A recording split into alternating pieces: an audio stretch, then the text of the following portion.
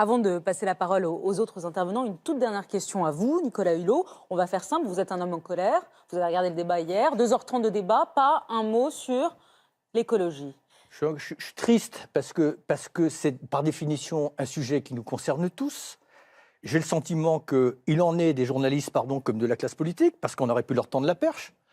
Chacun a sous-estimé l'importance de ce sujet. Pour beaucoup, c'est une variable d'ajustement. Alors justement, pourquoi est-ce qu'il a été sous-estimé ce sujet? Est-ce que par rapport à ces deux France et à cette France qui souffre notamment à ce malaise social, est-ce que l'écologie ou les réponses environnementales sont des bonnes réponses ou au fond, l'enjeu écologique, est-ce que c'est réservé aux riches? La crise climatique, non, c'est un devoir de riches.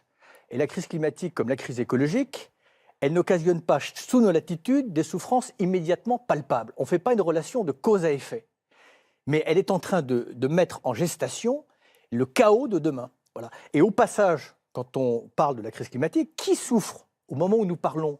Qui sont les 30 millions de personnes qui rejoignent le chemin de l'exode chaque année à cause des changements climatiques, qui subissent la conséquence d'un phénomène qu'ils n'ont pas provoqué, qui est la conséquence d'un mode de développement dont ils n'ont pas profité, mode de développement qui, au passage, si on veut être juste, s'est fait souvent sur leur dos. Donc c'est la pierre angulaire de la justice sociale et de la dignité humaine. Mais en France également.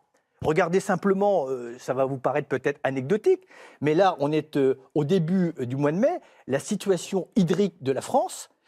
Où que vous alliez en province, les paysans sont déjà alarmés parce que les réserves en eau sont déjà normalement dans la situation dans laquelle elles devraient être à la fin du mois d'août.